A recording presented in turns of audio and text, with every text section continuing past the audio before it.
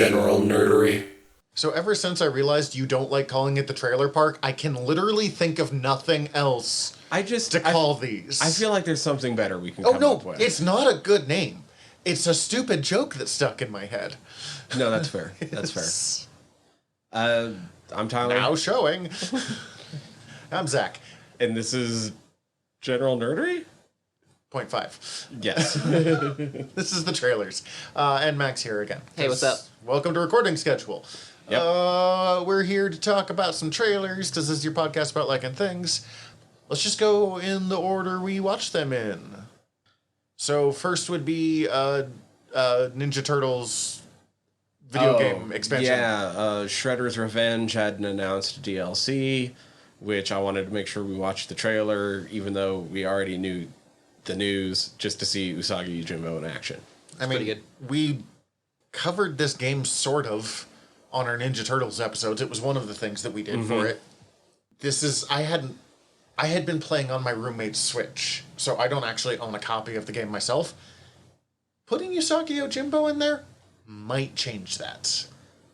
Yeah, like, I really enjoyed the game. It brought back great feelings of nostalgia, but it wasn't so great that I felt the need to play it again. But now I might play through it again all the way as Usagi, not just like the new levels. So, okay. If they give me that option, at least. Usagi Yojimbo's on like one of my all-time list of great comic books. It's kind of been on the back burner of an idea of something to do forever. I know you know who Usagi is, but do you just know him from like Ninja Turtle stuff? Yeah, I just know him from Ninja Turtle stuff. Okay. But he was always so super dope when he showed up. Oh, yeah. And I know that there's stuff beyond, and I feel like at one point I read a little bit of it, but not much. Mac, do you have any idea who the Samurai Rabbit we were watching is there? Nope, just look cool. Oh my god. Okay, so Usagi Yojimbo is a character created by Stan Sakai. He first premiered in the 80s. He's gone across various different companies, most often through Dark Horse. I think he left for IDW and then came back to Dark Horse because they were like, please, Hellboy ended. We need you back, Stan. The one year I went to Emerald City Comic Con, the theme was Stan Sakai and Usagi Yojimbo. He's not as well known as like the Turtles, but they tend to get lumped together because they're both quote unquote funny animal books, which is just a style of the genre. Mm-hmm. You know, cartoonish animals that came out around the same time. And they must have made friends with Stan, Laird and Eastman, because Usagi appears regularly in Ninja Turtle stuff. But his comic is nothing like Ninja Turtles stuff. It is a mostly serious samurai epic where everyone's funny animals. I'm down. So Usagi Yojimbo, rabbit samurai. It is, I mean, it starts with Usagi's lord is killed in battle and he becomes a wandering ronin. Mm-hmm. And it ranges between like weirdly goofy stories of there's these little like lizard things called Zilas that wander around in the world. Of an oversized one that's born that calls himself Godzilla. Because they all just say Zila as the like thing. Yeah. To hardcore family epics about Usagi traveling with his son, who he's not allowed to identify as his son because he had an affair with his childhood love, or like saving the empire, saving the shogun from like an evil clan. There are ninja that are either like bats or moles. It's just, it's so fucking good. But it's not as goofy as you think it's going to be because it's, you know, right. Everyone knows him from the fucking Ninja Turtles toy line. Yes. That's where. And I'm not knocking Ninja Turtles or the toy line, but I keep being like, really? Usagi's in there? Sometimes it happens. And then there's one random volume that is out of print and desperately expensive, which makes me angry because I never bought it back in the day when it was not, called Space Usagi, that is just... I remember the Space Usagi toy. It's just Usagi's descendant generations down the line basically living out their own, like, funny animal Star Wars. It's Usagi Deathlock. Yeah, sorta. It's really good. It's, oh my god. There's not much to say about the trailer, though, because it's, hey, that game you played, but now with Usagi. Exactly. Maybe more characters? Did it say DLC It characters? said characters, but it's only showed us Usagi. I would love it if they gave us Gin, who is the bounty hunting samurai who had his horn cut off, that is like friend enemies with Usagi, or the blind pig whose name I can't remember, who Usagi cuts off his nose because he was like a weird murderer. They're going to give us Mona. Mona? One of the female turtles that they introduced over the years. Oh, Venus de Milo. Oh, that's what I'm thinking of. Yeah. They brought her back in the most recent line of comics and kind of made her trans. Arguably, it is a frog that is like transformed into a turtle and she becomes the Venus de Milo. I've not read it, and because it's a forcible transformation, I'm kind of hesitant to use the trans like allegory, except that a trans woman is writing these stories. Also, Ninja Turtles is being written by a trans woman and one of my favorite creators, and oh my god, it's so good. There is a Mona. She's not a turtle. She's a lizard. From the 87 cartoon. Okay. And then there's Jenica, who was the, like, number 3 person in the hand, number 2 after Shredder dies and goes to hell. Literally, there was a TMNT miniseries about 5 years ago called Shredder in Hell, so I'm not... it's right there. Who gets transformed into a turtle because, like basically, She-Hulk style, she gets a blood transfusion from one of the turtles. Turtles. Yeah, a Mutant full Mayhem. trailer for Mutant Mayhem, because the first one was technically a teaser character introduction But trailer. who cared, because it was so good. This technically came out like 2 weeks ago, but we missed it the week it came out, and then we didn't do anything last week. But also, I don't understand why people aren't super excited for this trailer, because every time I watch something for this, I'm just like, oh my god, what is this, like, beautiful star-powered Turtles thing you've got going on here, Seth Rogen? It looks like a lot of fun. I do want to hear more of Seth Rogen and John Cena as Bebop and Rocksteady. We've not really heard much of them at No. all yet. Like, Which I feel we've like heard, they're doing a on word purpose. or two. Yeah. Ice Cube is Superfly, though? Superfly, all new character? I didn't even recognize that. It was fun. I didn't know if it was an all... Is it an all-new character? All new Okay. character. There's enough of the, like, B-line turtle characters, toy line characters that I didn't know, but... So, just my theory, because we haven't seen him yet, even though we know he's in it and who he's being voiced by, I think it's going to turn out that the sequel hook is that Superfly was just like a beta test for Baxter Stockman. Yeah, I think Stockman's going to be behind the other mutants, because, I mean, that's usually how it goes. I'm kind of surprised they didn't do old Hob, who is a character that's Hob would be neat, right? pretty similar to Superfly in the comics. Superfly is probably more interesting from a design aspect. Yeah. I think we're going to get a post-credit scene with some reference to the Foot Clan or Shredder or something. Maybe Karai. They might have went with Hob if they weren't gearing this a little bit younger. Yeah, it's fair. Hobbs kind of a bummer of a story. Yeah, Hobbs a bit of a bummer, but Superfly, you have like the easy link between him and Stockman, if that's the way they end up going, and it's just a little bit... More palatable. Isn't that Hannibal Buress playing? No, it's Giancarlo Esposito. Right, that's so much better. I don't know why. I think Hannibal Buress might be in here somewhere. Yeah, but he's... Ooh, I don't remember who he's playing, but I'm pretty sure he's playing somebody. I know Giancarlo Esposito basically plays one role just really well every time, but he pretty much is Baxter Stockman, so, like... Right. And also, that's a little bit more lately. People forget how long of a career he's had. If I you didn't yeah. really know who he was till Mando, so... Yeah, so he's been in movies since like the mid-'80s.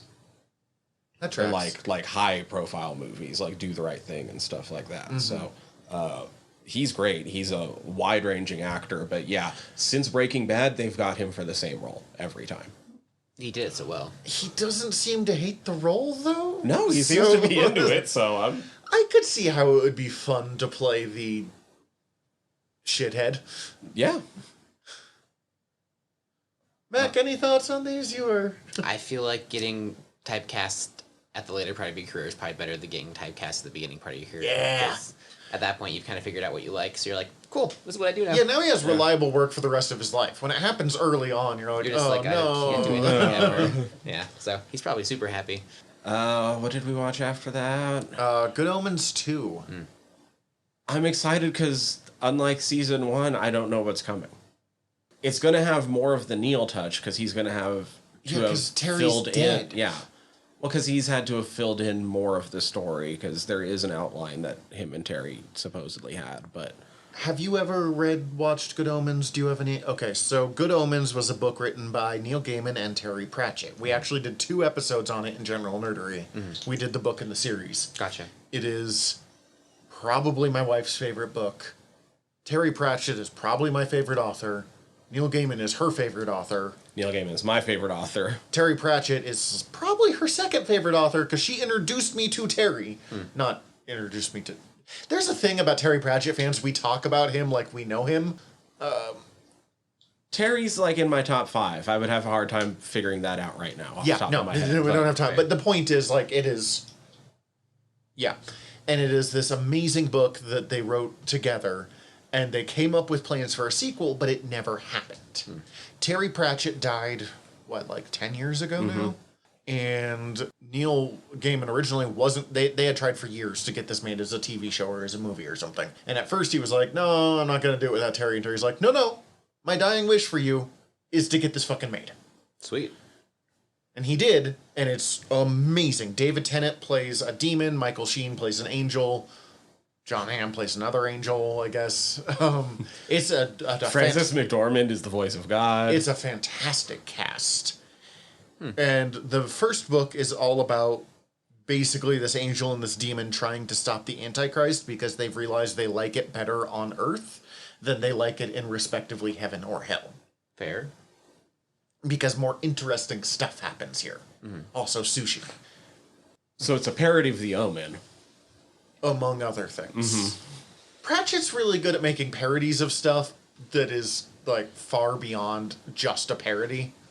So this is coming out based off of an idea they came up with together, but, like, I don't think ever got past the rough plans phase, because both of their careers took off, like, right after they wrote this book. Exactly. I mean, I know that the reason they even included Gabriel in the first season Was so they could use him here. and was because he did play such a big part in their outline of what was to come after. And it was kind of just like a nod to that, whether they were ever going to get it or not. It was like, oh no, we had more, so I might as well use it. Like, this is going to be my chance to. And now we're getting a second season, so cool. Like, I trust Neil's writing. And No, I'm don't just, get me wrong. yeah, Neil Gaiman's It's just one of the greatest weird. writers of his generation. it's strange. Every part of Good Omens that's my favorite bits are the most Terry bits. And he talked about how Terry would take a line that he wrote and just make it... There's a joke that Terry talked to Neil and was like, I took this bit here and I made it 10 or 15% funnier. And, like, Neil's like, no, you made that, like, 15 times funnier. Like, 9%. So I have no doubt that Neil Gaiman will make an extremely interesting, compelling story. And there will be bits that make me laugh. I don't know if he can get the weirdly deep humor that Pratchett was capable of. Gaiman's funny, but it's not really his bag in the same way that, like... His humor is a little bit more understated and almost a little bit more in the way he describes things in more of an Adams type way. rather than some of the things just being absurd on their face, so that the humor can come through, whether it being the written word or translated into a different medium, like we've seen with Pratchett stuff. Mostly, I just miss Terry Pratchett, and this is one of those things that I'm sure it'll be good, but the first one was so good that I'm like really kind of scared of how it might not be.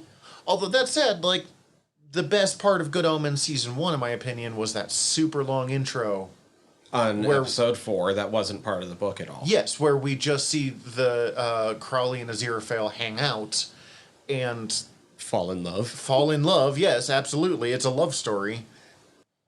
And it was some of the funniest bits of the whole thing, and Pratchett had nothing to do with any of that. So, I don't know. Neil knows how to write in Pratchett's voice. Did you see there's a new Discworld thing coming out? No, wait, what? Yeah. His daughter is writing a guide to witchcraft that takes place in the Discworld series. Oh, or in the Discworld world.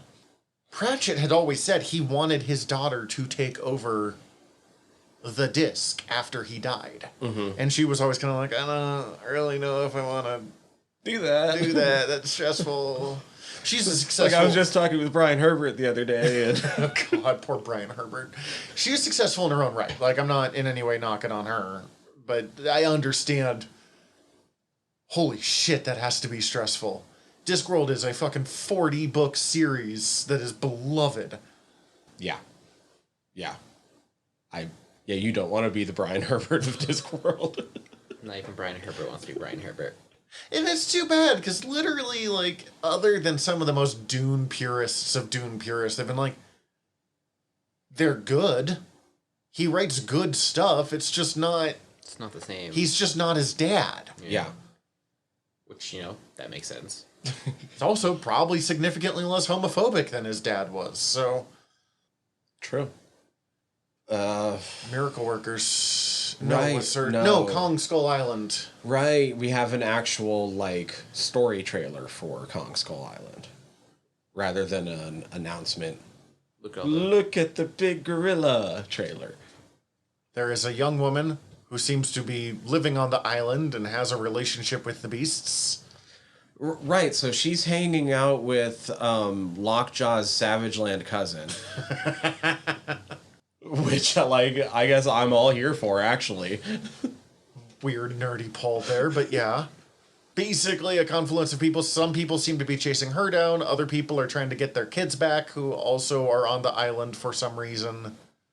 They crash land there? I think so, but, possibly on purpose. Or, they were trying to get to the island, but not to crash land there. Yeah, they were going to be like, oh, check it out, Skull Island, aren't we cool? Let's pose with some selfies, and then get the fuck out. There is something about Skull Island, just that first movie, that is so cool in ways that I still have trouble expressing because it's just a goofy action movie, that this seems to have captured better than, any of the Godzilla movies captured. Yeah. And I liked the Godzilla movie we watched, but... I'm still not a fan of how choppy the animation looks. It's a little weird. But I was kind of up and down throughout the trailer, all right, this is fun. And then at times I'm like, this is a little bit too, Fox Kids Saturday morning. But then all of a sudden, Saturday morning? I was about to say, but then, you have a shot of Kong grabbing some tusks and wielding them, downward double fucking dagger style. Yeah. And I'm like, okay, I'm back in. Let's see what happens with this shit. It's either going to be really fun or just so tonally all over the place because it can't seem to decide which one it is. I mean, we talked about it when we watched the first trailer. It looked like the old Godzilla. I say old, I mean the 90s Godzilla cartoon. Not the one with Godzuki. Which, that one was on Fox Kids Saturday. Yeah, probably. Yes. Look, there was two places to watch things in the 90s. Fox Kids and Kids WB. Yep. Unless you were fancy pants and had Cartoon Network and full extended cable. It's pretty fancy. I was so jealous of those kids. I had Same. 18 channels. technically this said 23, but like 5 of them didn't work. It's like static. Although, Channel 17, if you watched at night and you played it just right, you could occasionally see a boob. Ooh. We just had... Welcome to the 90s, kids. I just remember occasionally getting free trial months of Showtime and HBO. Oh, no, I never got that. I got, like, as I said, Showtime, that if you timed it just right, there was a boob. Yeah, I'll try it. I'll check it out because Skull Island was that strong and because it's King Kong and I was going to check it out anyway. And Netflix has a pretty solid record with animation. But at the same time, I'm also not going to be surprised if it doesn't. I'm not going in with the same confidence that I went into, like, Kevin Smith's He-Man. Which is a weird sentence to stay still. Also, I think we should be getting a trailer for the next season of that soon. They've been working on it for a while, and I know COVID fucked everything up, but I have to imagine. And I know they recast Sarah Michelle Gellar. Yeah, that's too bad. She was really good in it. To Melissa Benoist. That's still really good. Yeah. And it also means her and her husband are going to be working on the show again. Oh, yeah. Also, her and Kevin, because those two are, like, in love with each other. All 3 of them are. It's hilarious. He texts with, oh God, I can't think of his name, but anyway. And then Miracle Workers Season 4, which, considering we've done 3 episodes on Miracle Workers, we're fans of Miracle Workers on this fucking show. Dude, I am so hyped for this because I have been playing through the 2016 Mad Max game recently. It's so good, too. So, like, I am primed for this right now. Well, and I like post-apocalypse stuff. It's not my biggest genre, except for I fucking adore Fallout, and specifically, I really love Fallout 3. I know it's, like, the controversial one in a lot of ways for Fallout people, but it's where I entered. I'll go with 3 over 4, personally. Same. I've not played 4. I can't comment on that one. I still think 3 is better than New Vegas, personally. But Wow, that's going to get us set on fire. That is. I think there's things about 3. There's trade-offs in both, I think. That's because fair. I actually would almost rather play through 3 than New Vegas, but I understand where the arguments for New Vegas come from because there is a bit richer roleplay experience. Yeah. And if you're going for the, like, established world of Fallout, New Vegas actually plays in it, while 3 It's like rediscovering it. Well, because, 3 is also on the other side of the country after it's been separated for a couple hundred years. It makes sense that it's not as deep into the Fallout, like, lore. Things are going to be different, yada, yada, yada, but... Well, and it was also the first 3D, not top-down isometric. And not done by the original company. Yeah. But anyways, they call it Boomtown. That so obviously feels like a reference to Megaton. Yeah. To me, whether intended or not. Church of I spent a lot of time in Megaton. I've only ever blown that place up once, and I felt really bad about it. I did save right before, though, so I could blow it up a few times. Did you ever blow it up at night to see it, like, brighten the Well, yeah, the night that's where it sky? looks best. Yeah, so good. It's one of the first things they did in my Evil playthrough. Right? You're like, I am blowing the fuck out of this place. The problem is a place that you go and get a room at after you blew up Megaton is not as cool as Megaton. Fair. No, I agree. And you still have the annoying shopkeeper. Yep. She never leaves. I kind of liked her. Anyway, I love that that Daniel Radcliffe is clearly just wearing the Mad Max outfit, like the coat. And I enjoy... Oh, I was fully expecting him to say that his occupation was road warrior. Having grown up on the New Gods, I've always enjoyed the Mr. Miracle Big Barda aesthetic of the little guy and the giant wife.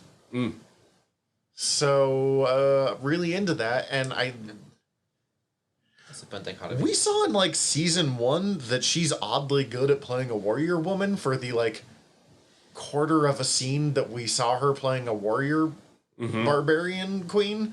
So, let her do that. I also am always fascinated in, like, okay, take another world. Take a sci-fi world, a post-apocalyptic world, a fantasy world. and just show me Joe Schmo on the street. You know, what are you doing when you're not Mad Max or Luke Skywalker or Samuel Vimes and Ankh Morpork? Like, Paying taxes. not in this one, probably. There's probably some type of tax, fair like enough. a water tax or an oil tax. No, I'm super excited to see that play out over the course of a season. Like, Rick and Morty beat them to it in the Mad Max setting just a little bit. They had an episode that does that a bit. Oh, yeah. But I mean, that's an episode of a show that's already all over the fucking place. I am super excited to sit down and watch like an entire season of that, especially from all of these people. Well, yeah, Miracle Workers has such a strong cast. And, I mean, like, we knew that they have Daniel Radcliffe and Steve Buscemi, so that's not a surprise that they have a strong cast, but... Everyone else has been killing it, too. Oh, yeah, they're always amazing. And... Spider-Man India. Oh, fuck, you're right, that is him. Yep. But I still haven't seen that movie. Have you seen it yet? I saw it. That's very good from what I hear. It's really good. But, like, part of the thing is I don't, we've seen it before. I don't fucking care, because that's not really ever been the point of Miracle Workers. Other than the first season, which is a relatively original idea of these angels are trying to stop the Earth from being exploded, but also has hardcore Good Omens vibes because of that. They really just, like, let's take these actors, put them in a completely new setting, and see what fun we can do. I mean... Let's face it, The Dark Ages, which is one of my favorites, is not a wildly original fantasy story. It's, let's have fun with these tropes. Yeah, no, the show's always been about plopping them into these other setups. So, Well, I'm about it. and since I am absolutely certain we're not getting a season 5, I'm amazed we got a season 4. They just barely slid in under the radar. Because right after, I think they started filming, TBS announced that they were slashing pretty much every other scripted comedy they were making. Right. Because shit reality television is so much cheaper That's depressing. than paying for Daniel Radcliffe and Steve Buscemi. Did we do it? Nope, that's it. Nope, that was it? That's it. That's all we got. Cool. Bye. Bye. Bye. Bye. Bye. Bye. Hi, everybody. General Tyler here. If you like the show, please hit subscribe however you're listening to us right now. Also, if you could rate and review us however you're listening to us right now, or preferably over at Apple Podcasts, we would super appreciate it, as the whole world is ran on algorithms, and we want to be all up in them, getting our voice out to more places. Also, I mean, tell your friends. We always appreciate that. If you want to get in contact with us, ask us questions, give us comments, email us generalnerderypod@gmail.com. You can also contact us through our website, www.generalnerdcast.com. While you're there, check out all of our back catalog, or click the links up at the top, as we are part of the Earworm Podcast Network. Go check out all of our sister shows. We're involved with most of them, so if you already like listening to us talk, it might be in your best interest. And if you want to check out everything from the network, head over to earworm.com, EARVVYRM.com. We'd super appreciate it. Love you all. Have a good one.